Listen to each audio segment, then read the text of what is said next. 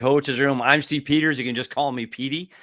Today, we're going to have a special show. No guests today. We're getting ready for the trade deadline. There's a lot going around the league. So we thought we'd just have one of those conversations with Petey days where I sit here and just get to yell at clouds as an old man that gets a little bit grumpy as the hockey season goes on. A couple topics today. We're going to talk a little bit about the trade deadline. But if you're looking for, hey, this guy's going there and that player is going to this team, that's the wrong show. So I'm sorry, listen to the rest of the show and then go jump over to somebody else that's going to talk about who's going where and all the prognosticators that think they know where they're going, because maybe they do. And I think a lot of the reporters are talking to agents and coaches and GMs, and I'm not doing that. So we're going to talk more about what that looks like and what the trade deadline looks like for a team and inside the coach room, inside the management room.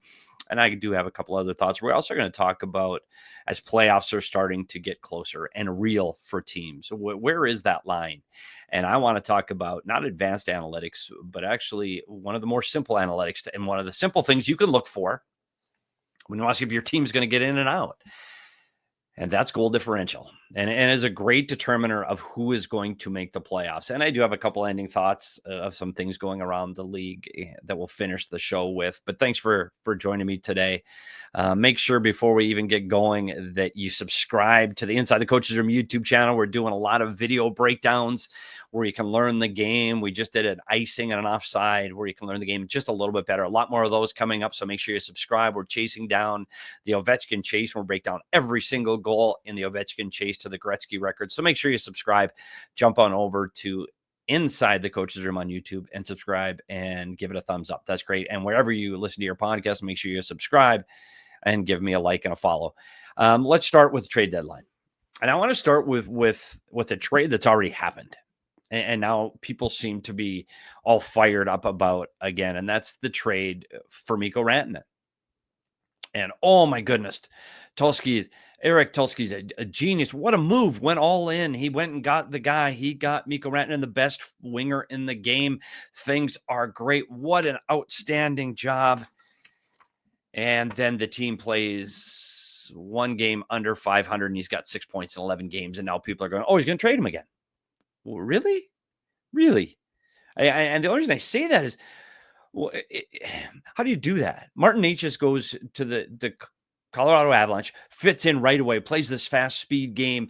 McKinnon and Necas have this little chemistry going. He's got 13 points in 12 games. The team is two games over 500 and looks really good, and they look really fast. Now, I love Miko Rantanen. I obviously he's a great player, and he's one of the best wingers in the National Hockey League without question. He is an outstanding player, but he fit in Colorado. It was the right fit. It was the right line mates. It was the right guy in the locker room. And that's incredibly important. And sometimes that gets missed at the trade deadline. You look at the name and the stats and you look at the stat line and you go, oh, well, this is a great player. And sometimes you look past the fit. I don't think coaches do. I think coaches see, I've been in the coaches room and I remember Rick Tocchet. Anytime there'd be a grumbling within weeks of the trade deadline, we would make a magnet of that player and we'd start throwing them up on the board on where they fit in the lines. I think coaches do that extremely well. Rick Tocchet would shuffle lines up on any rumor that he had heard. And I don't want to say rumor because that makes us look silly. But when you started hearing something from the general manager, hey, do you like this player? Does this player fit? And so we'd make up the magnet, we'd put it on the whiteboard, and we'd see what line mates he fit with. Could he play on the power play? Where would he fit in the power play? Coaches love that. And they want to see where he fits. And I think fit sometimes gets overlooked by management. You look at the contract, you look at the points, and you look at, hey, this player is outstanding. And sometimes you forget the fit. And now in Tulsky's defense, when you look at the Carolina Hurricanes, Miko Rantanen fits. I mean, he fits anywhere. You play him with Aho at the Countryman, and you go, oh, this is going to be great, and they're going to get along, and we're going to be able to sign, we're going to get the hometown discount because he's playing with his friend. Everything's awesome. Until it isn't. And people in Colorado are complaining, you got to find a way. You got to find a way. It's hard. You want the player. You love the player. You want the player to play for your team. He's been a guy that's been there from the beginning. He's the guy that's been there and won with you.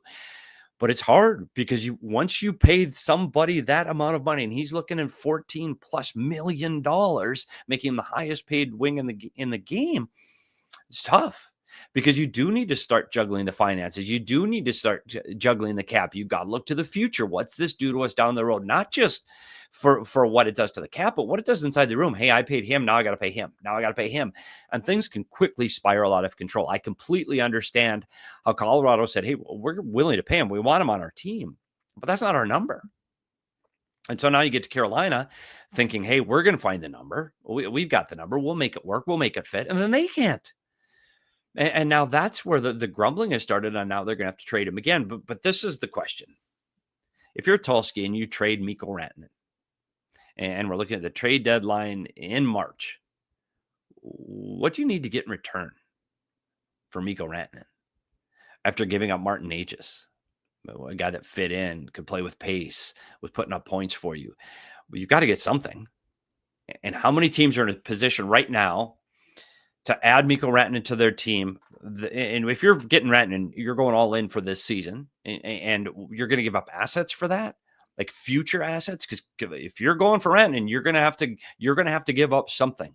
And I've heard a lot of Utah, a lot of grumblings. Well, Rantanen fits in Utah. You know, one thing, two things. Utah is they have money and they got cap space. Does Miko Rantanen look good in Utah for years to come? Absolutely. He looks great there. Does Ryan Smith want to make a splash at the trade deadline? You bet he does. He's got the money. He's got the cap space. But what can they give to Carolina? Like, I think Utah would be in it all day. And I think Utah could find a way to give him the money he wants. I really do. But what do you give up in return? Utah's a team that's been building for a long time through the draft and been very patient with their rebuild. And now you're starting to see players like Cooley and Gunther and even Michael Kesselring, some of these young players starting to pay off for this franchise. Clayton Keller's still a young player. So what do you need to give up to Carolina? Are you giving up one of these top players? No. I don't believe the Utah Hockey Club is going to give up Cooley or Gunther for a Rantanen right now. I just don't. And there are players that I think are a little more expendable in Utah. And I think there are some really good players. I think a Lawson Krause, Matthias Michelli. I think there are some pieces there that they'd be willing to move. But I don't think that attracts a Miko Rantanen. So if Utah is going to get a Miko Rantanen in their lineup, and I'm not saying no, I'm just saying I don't think it's going to be a trade deadline. I see that being a deal over the summer, but that brings up the next point. If you're going to trade for Miko Rantanen and you're going to try to make a run for the cup, don't you think you need to try to sign him? And then you've heard what his number is. Can you make that number fit? And the teams that are trying to run for the cup right now are going to have a hard time fitting what he wants in the cap for future seasons. So you're looking at a rental again. So if you're going to be a rental and you're going to be a rental on a team that's trying to win the cup, why would Tulsky trade him? Isn't that exactly what he has? Isn't he a player that can help get them over the hump in the meaningful games from games 83 on? Isn't that what you want Miko Rantanen for? Isn't he the guy that's been there before? He's raised the cup before. He knows what it's like. He knows how to get through a playoff season. And he's got the chemistry with Aho. He does everything on both ends of the ice. Isn't that what you want? So as much as people are talking about Rantanen being traded, I'm just not sure, because I'm not sure what team has the assets that are going to be good enough for Carolina to make them save face, as it were, and make them still a Stanley Cup finalist potential this season. And that's going to be hard for them. So my prediction in the whole Miko Rantanen thing is I say he stays. Now it's Tuesday when I'm recording this. By Friday, he could be packed up and on his way anywhere in the league, and I look like an idiot, but that's fine. I just think that right now, this trade, for it to work for Tulsky, he's going to have him stay. I'm not sure what the return is going to have to be to appease not just the Carolina fans, but the ownership, management, and coaching staff. Like, it's going to have to be a long-term deal. So I think this stays the way it is, but I guess we'll see. And then you talk about some of the other names that are up on the board and some of the big names that are going. Again, you got to talk about fit. If you're going to go for a Brock Nelson, who right now TSN's got him ranked number 1 on their trade bait board, the 33-year-old, 19 goals, 60 games, $6 million cap hit, but he's a UFA. He's clearly a rental for some team. He's got a role, a specific role. And I think so many teams in the top, echelons right now that are trying to run for the cup, they're looking for a team and a player that can play with pace. They're looking at a player that can play what they say fast, and they want to get up and down the ice quickly. And I'm not sure that Brock Nelson is that player. Valuable player, a guy playing on your bottom six, defends well. He's an experienced NHL player that knows how to play the right way. He doesn't cheat the game. All of those things are absolutely true. But again, it's about the fit. And where can he fit in your lineup? Where Brock Besser out of Vancouver, 28-year-old, 18 goals this season, at number 2 on the TSN tracker list. He's a guy that plays with pace. He's a guy that you can look at the upside at 28 years old and go, yeah, there's more to him. He's a UFA. You're going to have to pay him because he's a guy you want to sign for more than just this season. But he's a guy that I do see is going to be around for a while. And another guy in the top 10 I wanted to mention is Rickard Rakell in Pittsburgh. He's another player I like because I think he's exactly a playoff prototype player. Plays hard, plays with pace, but he's offensively talented and he can get points and he can put numbers up on the board. He's got 28 goals this season. When he doesn't have the puck, he wants the puck back. He's a great back tracker. He can get puck retrievals in the offensive zones off shots that go wider in the corners. He's a guy that you want to have in the playoffs playing both ends of the ice, and he is all in. So those are the guys you want in your lineup, and that's where we talk about fit. Because sometimes you say, look at a guy and you go, oh my gosh, look at this guy, how great he is. And I'll bring one up because I think this is something that a lot of people are talking about is Ryan Donato. A great season in Chicago. Great season. But two things. One, what is Ryan Donato going to bring you back in a trade to Chicago that's going to be valuable for them long term? And I say that because in that locker room next season in Chicago, don't you want a player like Ryan Donato? Don't you want a veteran presence guy that can put up numbers? He's got 22 goals this season, a guy that can put up numbers like that can be there to help lead some of these young players. Isn't that the exact person you want in the locker room? A guy that plays hard every day, plays the right way, gets to the net hard, adds the offense, and plays with a little bit of grit when he needs to? Yeah. Why would Chicago trade that? And I guess you've got to look at the long-term success. Chicago needs to put 23 guys on a roster next year. And so is Buffalo. Heck, I've seen half of the Buffalo roster as trade bait. We got to have players to play. And you look at some of the young players that you read about in Buffalo that, oh my gosh, he's on the block. Yeah, do I think they're going to trade some players? Yeah, of course. I mean, they got UFAs that just don't fit anymore, but that makes sense. But you're talking about both of those teams need to field a team the following season. And you want to field the team with the right personnel because Buffalo can't get last again next year, can they? Can they get last again? After we kept saying year after year after year, it's Detroit, it's Ottawa, it's Buffalo. They're all making strides. They all have the young teams. They're all getting these great draft picks, and they're all going in the right direction. And you're ultimately trying to get to the next step. And I think you've seen that. Look at what Ottawa and Detroit have both done this season. Much, much better. Buffalo's still there. They're still in last. So what good does starting over again do? Let's get rid of 5 or 6 more players and start over again. I think that's a tough call. I've seen Alex Tuch's name come up again. I go back to what I said about Donato. Isn't Alex Tuch the kind of player you want in Buffalo?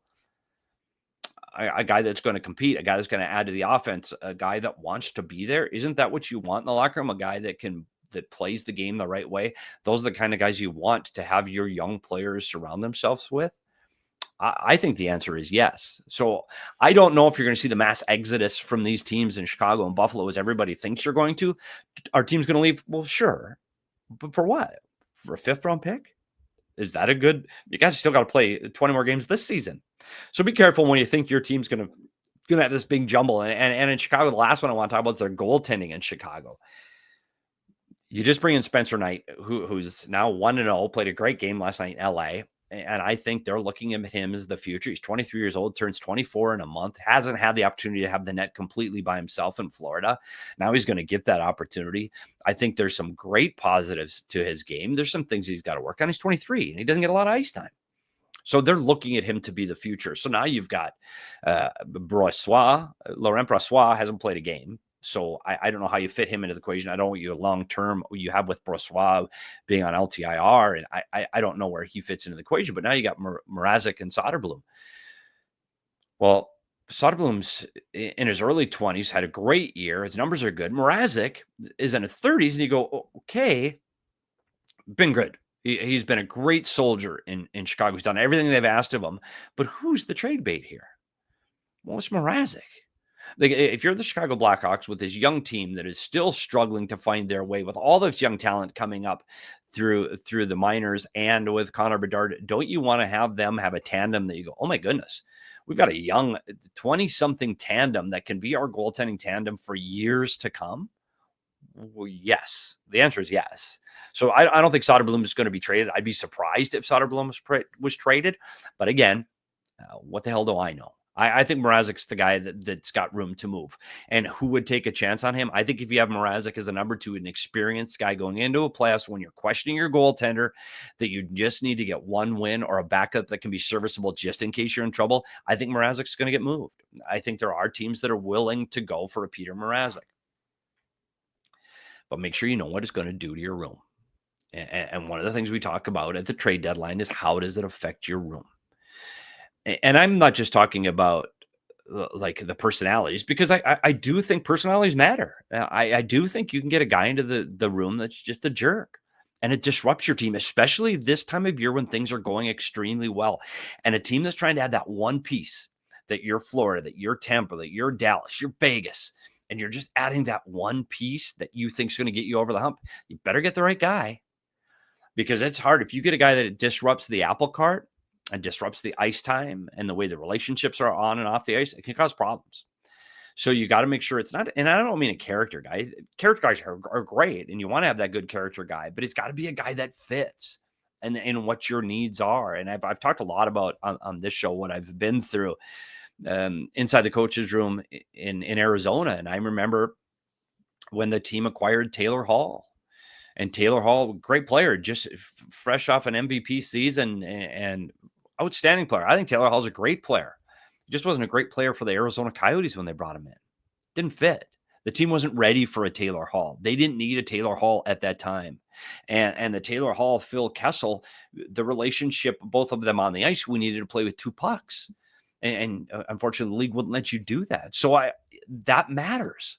Getting the right player at the right time is very difficult. And so if your team is a team in the top third that is trying to make a run for it and they stand pat, it might be okay. But it also tells your team that you're not doing anything to help them. So the trick is to try to get a player that fits, whether it's a bottom six penalty killing forward that you really need or a bottom pair defenseman that can be tough in front of the net. That's fine. But show your team you're doing something. And there are general managers in this league that need to show their team that they're doing something. It's a reward for playing so well this late in the season. You need to do something. You got to pick up somebody. You got to do something. You got to make a trade. The trick is to do that without sending a player out or an asset out that, one, is helping you win, and two, that the team embraces as one of their own. And that's hard to do. So that's when you're looking, and when you're giving up draft picks, hey, if you want to give up a second or a third for a player that can come in and go, even give you just a little bit of a boost, that's huge for a general manager. I think those are the deals that are going to win the day on Friday. Those ones that get the role player that team needs, that's a good playoff player, that plays the right way, that plays 200 feet, that plays with a little bit of grit, the guy that he's been there before, that you're giving up for a second, third, or fourth round pick, that's going to win the day. That's just my thoughts. Another thing I want to say about the trade deadline is when you're talking as a fan and you're looking at the trade board and you're watching the TSN ticker and the NHL ticker on who's going where and when, just keep in mind. And I know people say, well, they're millionaires and they make $1 million. It does affect people's lives. And being in that room on trade deadline day, first of all, the league, Gary Bettman, there cannot be games on trade deadline Friday. There just can't. Please stop that. Can we do that? Can we give them a day off? Can we have all the players not play on that day? It's hard enough that you're pulling guys in and out of the lineup as the games are getting ready to be played and coaches are trying to juggle with undermanned rosters. Can we just stop playing on that day? Because the personal side of it is real. 1,000%. Guys know they're going to get traded. We were on a road trip once. It was way back 15 years ago. We were heading out east to Boston, and it was just a 2-game trip. But there were 2 or 3 players that brought 3 suitcases because they go, we're going to get traded. And you just know it. And everybody in the room knows they're going to get traded. If you're a UFA and you're selling, you're gone. And it's really hard. Your wife, your kids, your girlfriend, your neighbors, and being from Arizona, the weather, it makes a big difference. And it is people, and it is their jobs. And I always likened it to people that, it's no big deal. They make millions of dollars. Well, they do. And I understand that's part of their job, but it still affects them. If I knew today on Tuesday that on Friday morning I might wake up and someone's going to call me and tell me, "Hey, by the way, you're moving to Pittsburgh." I love Pittsburgh. Pittsburgh's a great city, but really, I've got to move. Like, wait, I've got my son's got a doctor's appointment next week. I've got clothes at the dry cleaner. Like, it disrupts your life. So please keep in mind of the human element. I know they're millionaires. I got it. I get it. It's true, but it does affect their lives, and you just keep that in mind over the next 5 days, that this really affects a lot of people's lives, not just the players. So just keep that in mind. And I hope your team gets better. But I want to tell one more story because something happened in Arizona. I won't use names because I don't think it's fair. If you were there in Arizona, you'll know the story. So there was in the strength and conditioning, we had a new hire. It was his first year in the National Hockey League, and working in the National Hockey League is just different. It's just different. You pick on the people. You better have a thick skin. And I know it's not always the way you treat people. But if you're not getting picked on in the National Hockey League in the locker room, you're probably not doing things right. They do it because they like you and they want you to be part of the group. Well, on the trade deadline in the morning, we had set up this plan to tell this new employee, his first year in the league, and we started off with his boss saying, "Hey, did you get a no trade? Did you sign a no trade deal in your contract?" And the employee said, "No, I didn't think I needed one." And the response was, "Absolutely, you need one. Oh my gosh, you don't have one?" And unfortunately for this person, we were all in on it. And it was coaches were in on it and managers were in on it. And he went around the room. Well, yeah, of course I have a no trade deal. I don't want to leave. I put that in for sure. It's just standard boilerplate. Are you sure you don't have it? Pulled out his contract. Doesn't have it. The coaches are like, "Hey, I heard a rumor that you don't have a no trade. Are you getting concerned?" And then the assistant general manager at the time came into the room and said, we just didn't put it in. I didn't think of it. And oh my goodness, next time, if you get through today, we'll make sure that we add it to your next contract." And it was the remainder of the day. Players, coaches, staff were very concerned. And he sat and watched the clock. I don't know if he expected his name to come across the ticker. I don't know. Maybe he did. Maybe it was going to be a huge trade, and then employee A gets traded to the Florida Panthers. I don't know what his expectations were, but he was very relieved when the trade deadline had come and gone, and he was able to slip through and keep his job in the strength and conditioning room. So hats off to that guy. I know, hey, it's part of the league and it's just part of your initiation. And unfortunately, we had a really good laugh out of it. And that was my trade deadline story. So keep your eye open on trade deadline. I know it's going to be, as always, it's incredibly busy, but we have to watch what your team does. Do they get better? Did they get the right fit? Did they get the fit that they're missing? Are they missing a third pair D? Are they missing a second line center that they really need to help play that 200-foot game and help the secondary offense? Do they get the piece they need? Not just the name that everybody says that they should get. And those are two very big and very different things, especially as the playoffs are approaching. And I did want to talk a little bit now about playoffs because they're coming, and we're 20 games away from most teams in the playoffs. And we always talk about advanced analytics, and we're going to have a show on analytics one day because I think the role of analytics has evolved so much since my time when I worked in the National Hockey League, when it started off as, well, there were none, didn't exist. There were no reports. It was that guy looked good today. That guy looked good today. He wasn't very good today. That was our analytics. And I'm talking back to the late 90s. Then we finally started getting chances reports, and that was in the early 2000s, to where you are now, where it's an integral part of how you make coaching decisions. So I think it'll be a fun show. But there is one standing and one stat. We talk about Thanksgiving and can you be in the playoff spot at American Thanksgiving, but there was one stat that is extremely predictive of making the playoffs, and that's your goal differential. And I think if you want to know if your team's got an opportunity to make the playoffs, go look at the goal differential right now. It's on NHL.com. There's a column with differential, and that number is extremely important. And it does make a huge difference in if your team can make the playoffs. Now, not always. It's not 100% accurate. Well, nothing's accurate. Nothing's that accurate. If you have an analytic that's 100% accurate, well, it's a hell of an accurate stat. This one isn't that accurate, but it's good. So what I did is I went back to 2015, thinking 10 years. I'll get 10 years of data. That's great. Unfortunately, I'm old and sometimes I forget there was COVID in there.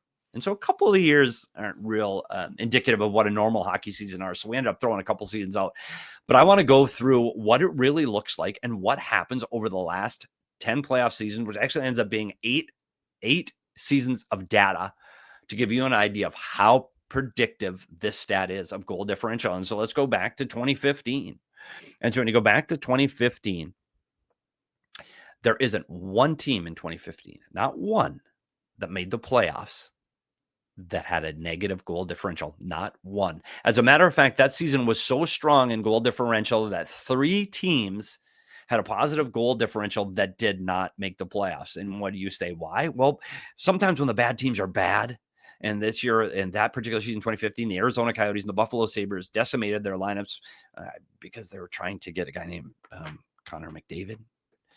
And so they were bad, and teams were trying to lose, and teams were trying to tank. So the goal differentials were horrific in 2015. And that's why you saw 3 teams with a positive goal differential not make the playoffs. So you go to 2016. Then when you go to 2016, and this study, there are 2 teams that slipped in with a negative goal differential. The Philadelphia Flyers and the Detroit Red Wings both got in, and the Boston Bruins were one team that had a positive differential that were out.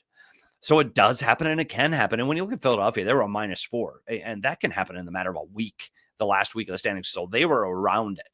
And when you go to 2017, one team in, Ottawa Senators were a -2. And again, that could have been right up to the last week of the season. And the one team that was out was the Tampa Bay Lightning at +7. Go to 2018.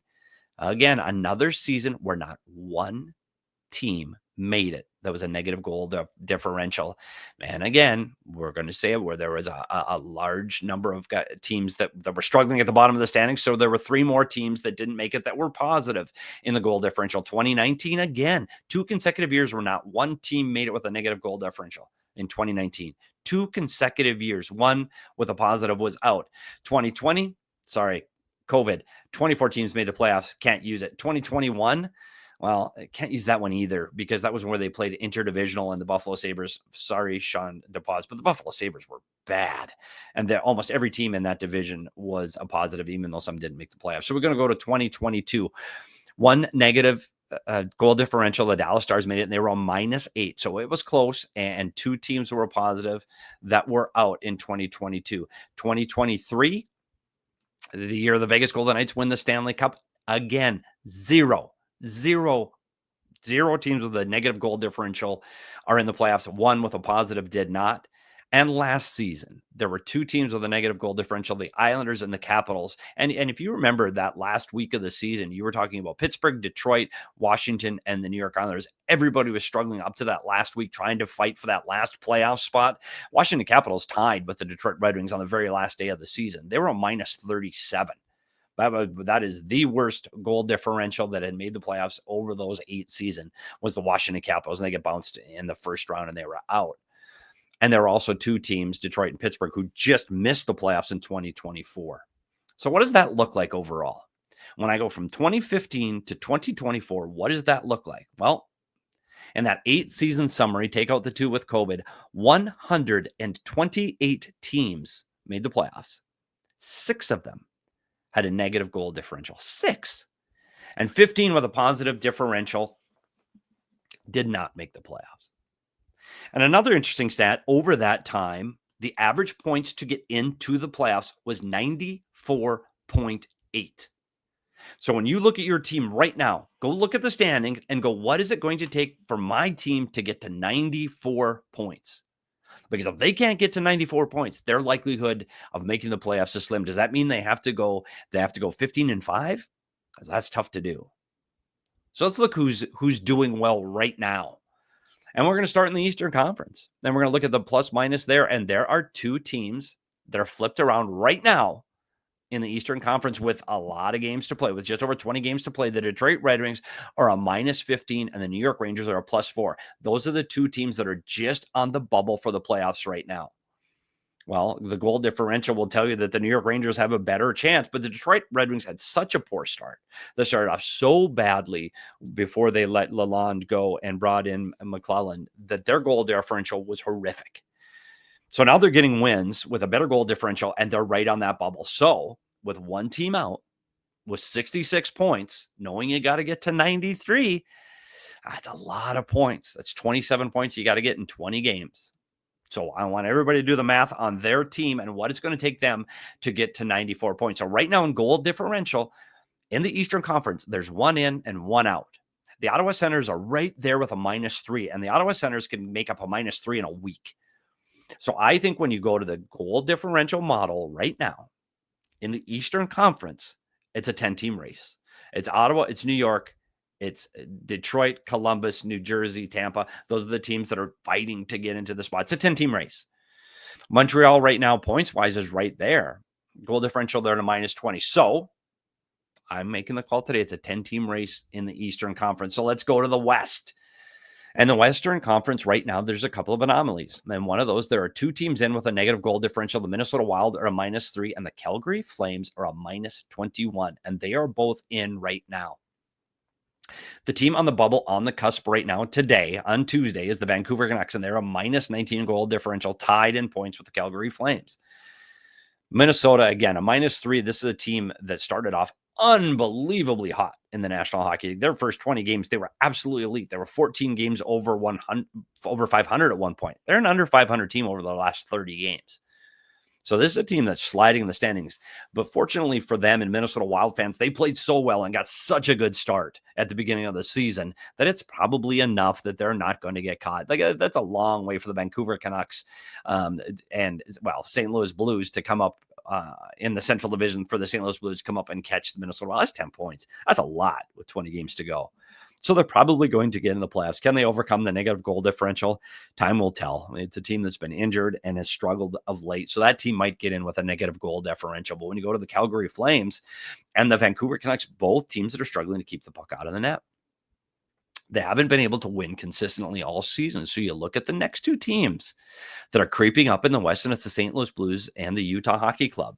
Their goal differential right now is a -8 and a -9, respectively. St. Louis at -8 and the Utah Hockey Club at a -9.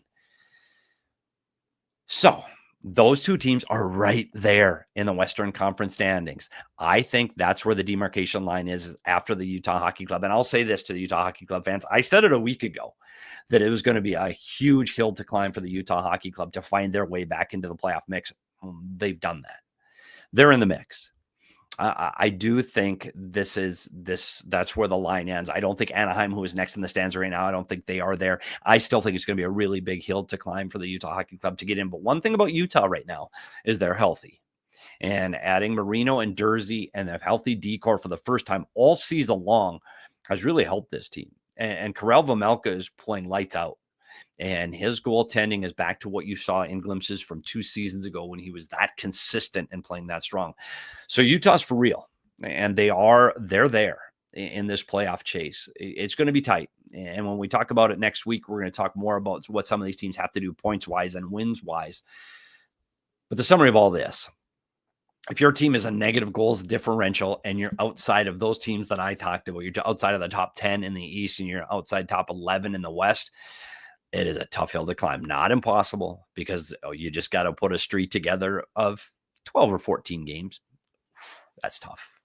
But that gives you how hard it is to make the playoffs. If you win one game, that doesn't help.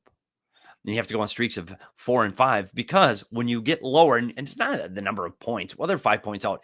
Yeah, but they got to jump over 4 teams. That means 4 teams have to lose consistently between now and the end of the season. And that's incredibly difficult. And that's the part where you always, as a fan, you go, I talked to a Pittsburgh Penguin fan the other day. Yeah, we're only X number of points out. I go, buddy, you're closer to the bottom than the top. You have to jump over 5 teams. That's hard to do. That means 5 teams have to be worse than the Pittsburgh Penguins down the stretch. Not impossible, but it's a huge hill to overcome. So as you get closer to playoffs, make sure you're looking at 2 things: goal differential and how many teams your team has to climb over to get to the playoffs. I want to talk about one more thing as I wrap up. And I know you may or may not have seen it, but it's one of my I don't want to call it a pet peeve. It is. Stage fights are a pet peeve of mine. I've talked about it for years. I don't like stage fights. Fights in the NHL, yes. Need them, have to have them. Stick up for your teammate. If you got to stick up for bad hits, you got to stick up for an injured player. Absolutely, you need to have fighting in the NHL. Sticks come up, gloves go down. I'm good with that. I think you need it. I think there is a necessity of players policing the game and has been part of this game forever and will continue to be part of that game. Please don't sit there and send me any hate mail that I don't understand the physicality of hockey. I do. I got it. I'm in. If you want to have your team drop the gloves protecting a teammate that was put in a dangerous situation, I think that there should be fighting. You want to run the opponent's goalie? Well, get ready to fight. All good.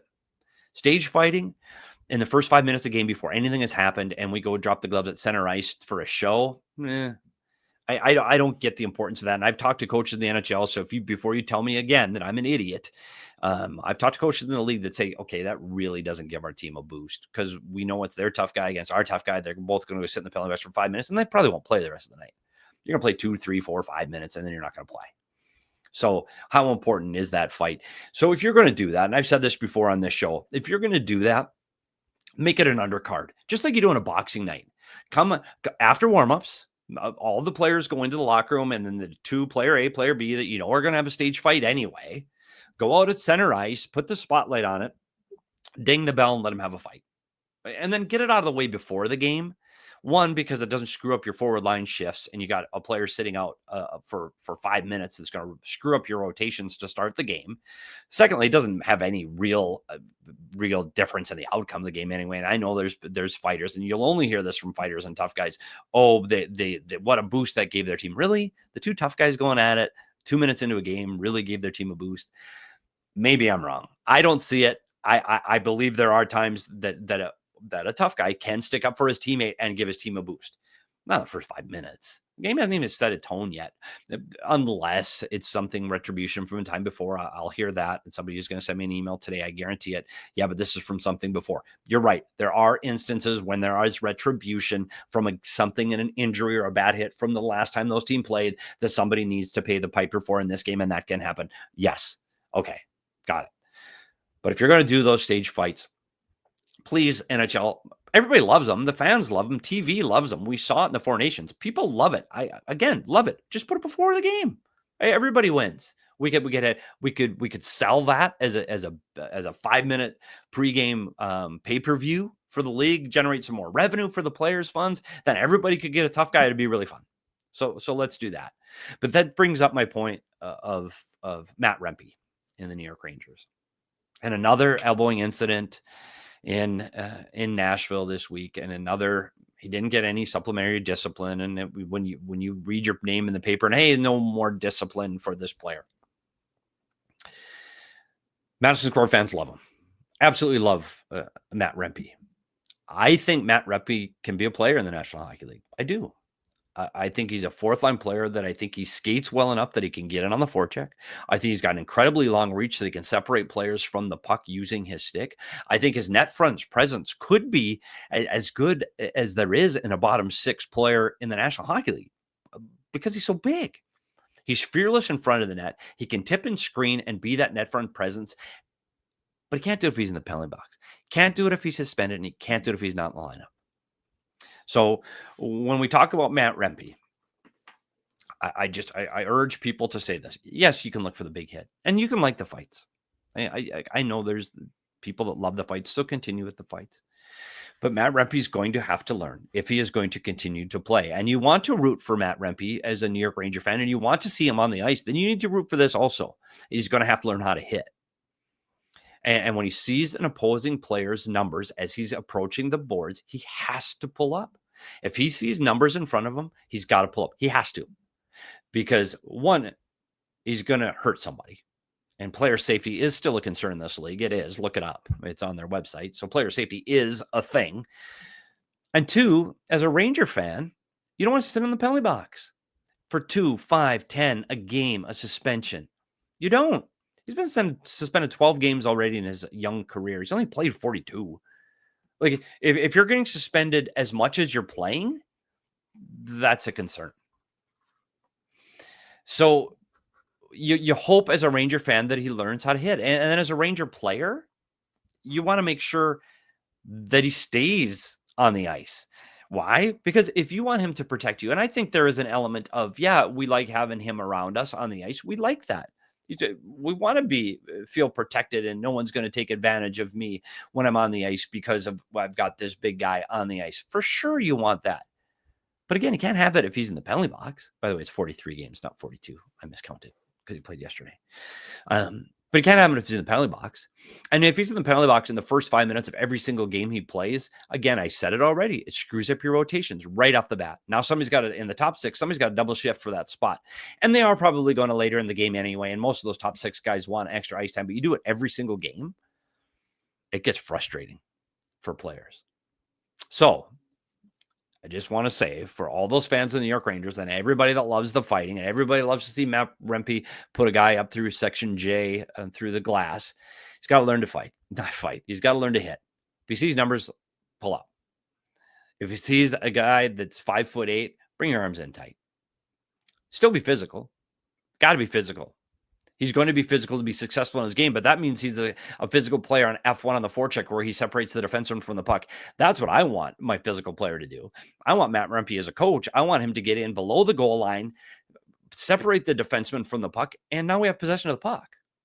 I don't want to see the big hit when the puck's going this way, up the ice, north, and Rempe's going south to make a big hit. I don't want to see that. Because now he's not defending. Now he's not backtracking. Now he's not in the position where he's supposed to be as a 200-foot player. I need a tough guy to be that, to separate the player from the puck when it's there, make the big hit when it's there. Don't go out of the way to make the hit and take myself out of a defensive zone position. And most importantly, don't make a hit that's going to either A, put me in the penalty box, or B, put me in the press box. So hopefully Matt Rempe can learn that. He's 22 years old, and I do think there's an upside there. I think he could be an outstanding bottom six player that's aggressive on the forecheck, adds a little bit of offense, and gets in front of the net. I do. Time is going to tell. He's played 26 games this season. He played 17 last season, and we'll see how long this career lasts of playing the style of hockey he's playing. So I just had to get on my soapbox. That's my yelling at clouds moment for today, and I appreciate you sitting through and listening to my rant today. Well, that's going to do it for today's edition of Inside the Coach's Room. I've said it before. Please make sure on the YouTube channel, go and subscribe and hit the thumbs up on this video to make sure you don't miss any of the video content. I know a lot of the getting to know hockey and learning hockey videos have already come out, but we're doing more. And there's videos coming out every week on learning the game, so you know how to watch this fastest game on ice just a little bit better. So make sure you subscribe and like it. If you're listening on podcasts, do the same. Make sure you subscribe and leave a like. It really helps make this program go. And until next time, I'm Petey. Thanks for coming inside the coach's room, and we'll see you at the rink.